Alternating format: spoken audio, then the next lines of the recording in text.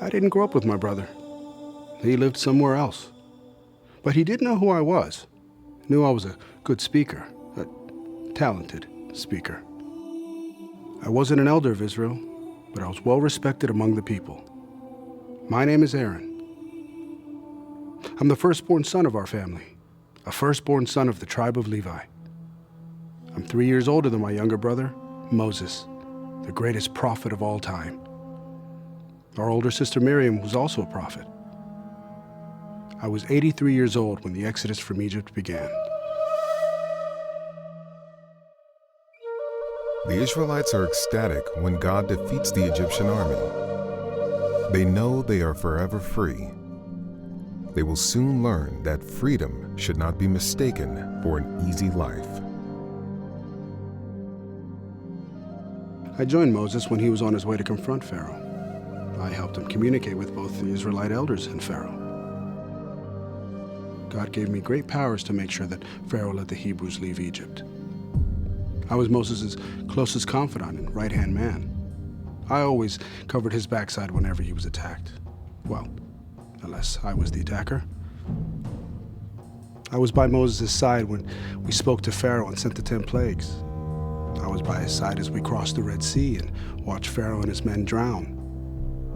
The leadership and army of an entire country completely destroyed.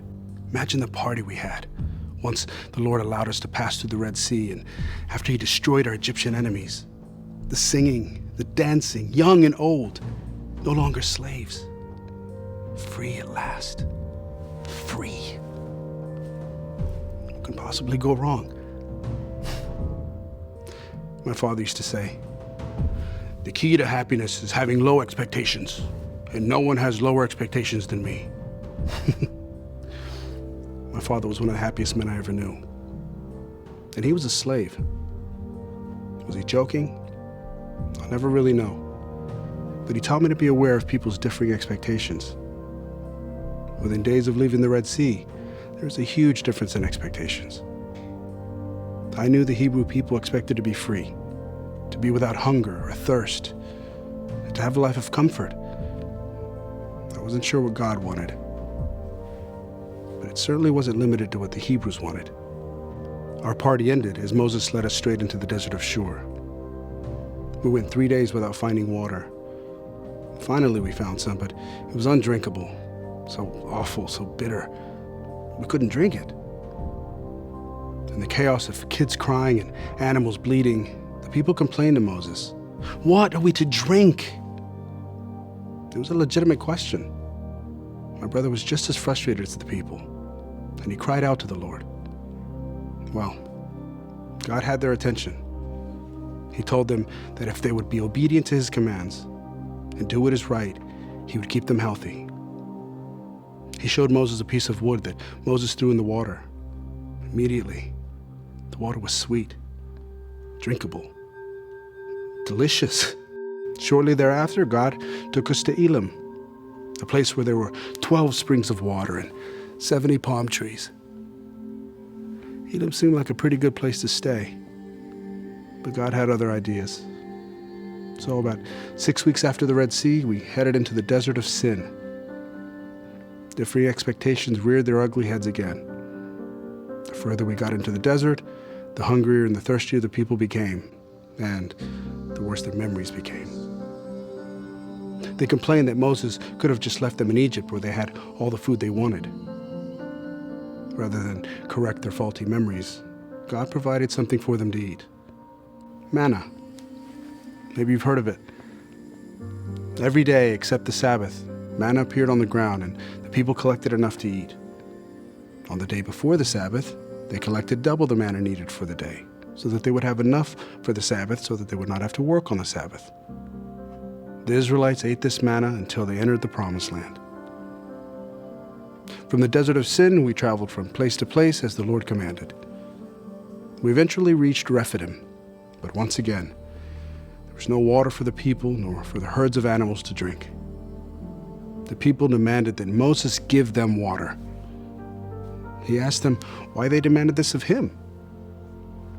He understood their problem more deeply. "Why are you testing the Lord?" he asked. people went nuts, completely out of control. Moses approached the Lord and asked what to do. The Lord told Moses to take his staff with which he struck the Nile during the plagues, and take some of the elders of Israel and stand in front of the people. The Lord said that he would stand by the rock at Horeb, and when Moses struck the rock, water would come out of it for the people to drink. The people got their water, but they demonstrated that they had no trust in the Lord. God clearly wanted the Israelites to follow wherever he led them. God also wanted to protect the Israelites while they traveled to the Promised Land. The foreign people they came into contact with were supposed to leave them alone, and most of them did. The Amalekites, a wild, vicious people, having every intention of taking advantage of a peaceful people who seemed to be defenseless. They decided not to let the Hebrews travel uncontested. Moses appointed Joshua to choose some men and fight them off. Moses was going to take part in the defense plan as well, but chose to fight in his own way. He took his staff of God, our friend Hur, and me to a hill overlooking the battlefield. As long as Moses held up the staff, the Israelites would dominate.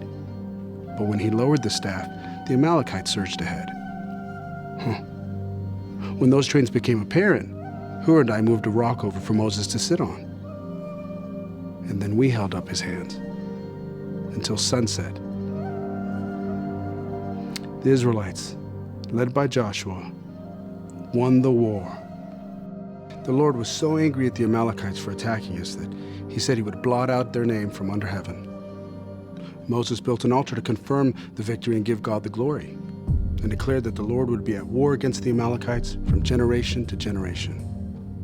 Until the time of David, the Amalekites harassed the people of Israel for more than 4 centuries. Then one day, they attacked David's defenseless camp and kidnapped all the people. David chased them down, wiped them out, and they're not mentioned again in the Bible.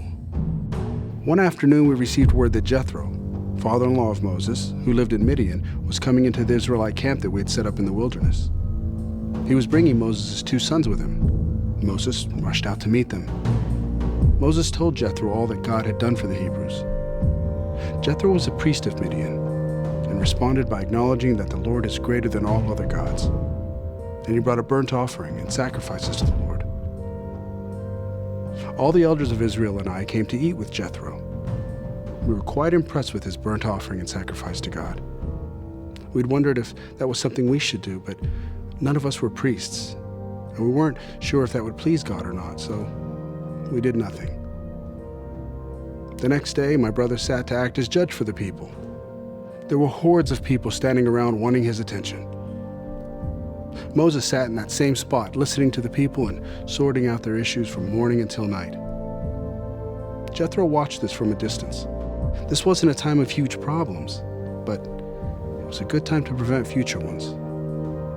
Jethro gave some advice that should resound with religious leaders for the rest of time. What you're doing is not good, for you or the people, Jethro said. You're wearing yourself out. You cannot do this alone. He then instructed Moses on how to delegate his authority to chiefs of thousands of people, groups of hundreds of people, 50s and 10s. The chiefs judged the easy cases, and Moses sat in judgment of the hard cases. We'd been gone from Egypt about 3 months, and it was clear that we should be settling in for the long haul, not expecting things to be over so soon. God was providing manna, we had a new judicial system, and we're in the middle of nowhere. Jethro's advice should have changed the expectations of all of us. There was no way this was going to be over in the next few days, for sure. But our lives were about to change. In fact, the course of history for the entire world was about to change. We were moving from the desert to the mountains, but not for a scenic vacation.